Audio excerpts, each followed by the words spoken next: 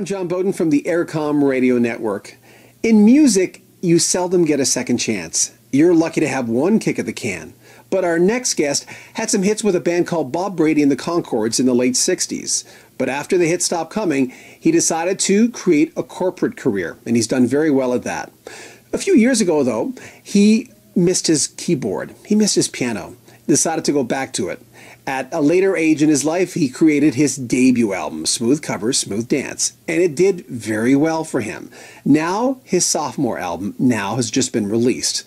Our special guest is Jim Samuel. Jim, you're doing some jazz, some kind of pop, smooth jazz things in this era of your life, but you started in rock and roll. Yeah, I was a rock and roll musician and recording musician probably 30, 35 years ago. Had a group called Bob Brady and the Conchords, did a lot of Motown type music, had a few hit records, were actually distributed by Motown and A&M Records. Left the music business. I left the music business to go into the business world and really just didn't participate at all. I know a lot of musicians that leave it don't totally leave it. I did. And just over the last year or so, I got the bug to come back, and here I am. We're talking to Jim Samuel via Skype. And Jim, you've just released your new album called Now. The song that's getting all the buzz, interestingly, even though this is mostly originals this time around and your last album was all covers, is Mr. Magic. Tell us about you doing that one with Gerald Albright.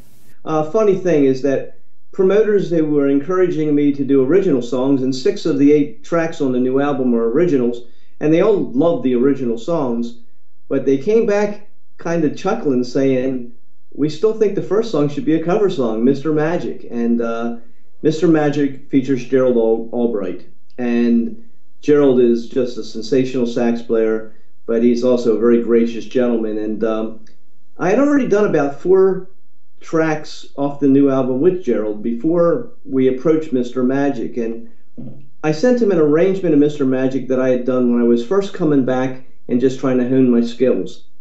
And I said, hey, what do you think of this arrangement? And would you be interested in playing on it? But I also said, I know Mr. Magic is classic smooth jazz and Grover Washington is smooth jazz royalty. So please, if you don't think it brings something different and new to the table, please tell me you don't want to do it. And I was very clear with Gerald on that. And he came back and just thought the arrangement was unique. He said it's just different, it's done differently than it's been done before.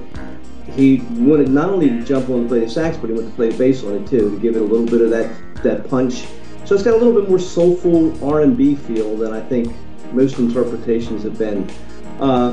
Just an exciting song for me to work with Gerald on.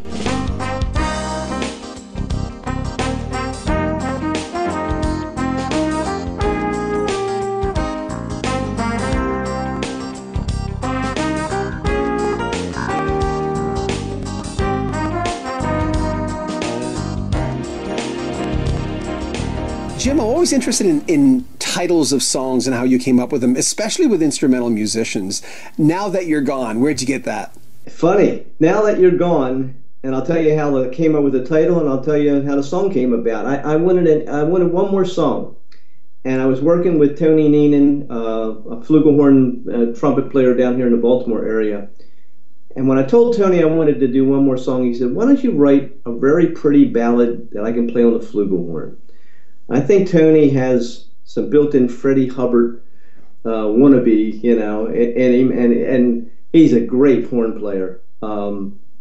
So I came up and I wrote the song Now That You're Gone, and there's a little line in the melody, and to remember it, when I first came up with the idea, I thought, what are the words that would fit that little line in the melody? And it was Now That You're Gone. So I just thought, that I'm going to call the song that, and it was just sort of almost like an anagram to teach me or keep me to remember a certain melody pattern in the song.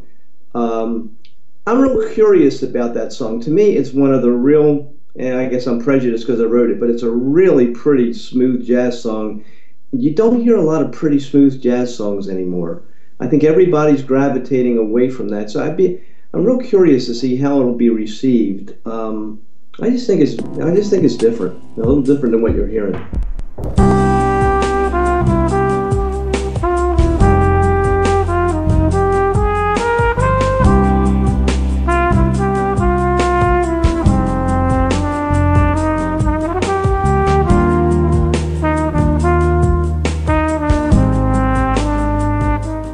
Jim Samuel, let's talk about the title track. I don't think I'm stretching when I say the song and the title track are basically a representation of where you're at now, hence the title.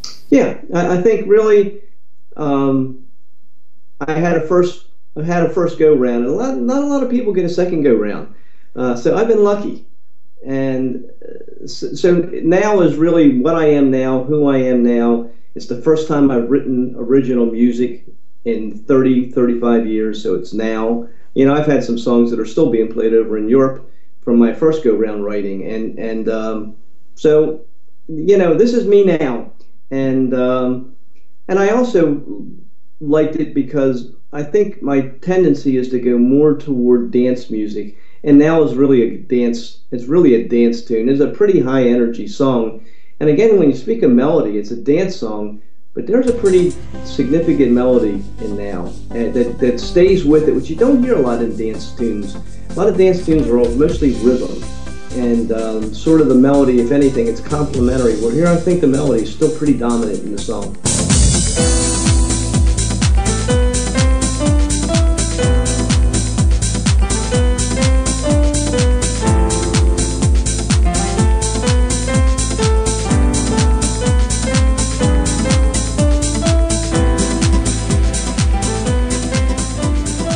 I want to thank Jim Samuel for being our special guest and talking about his brand new album called Now.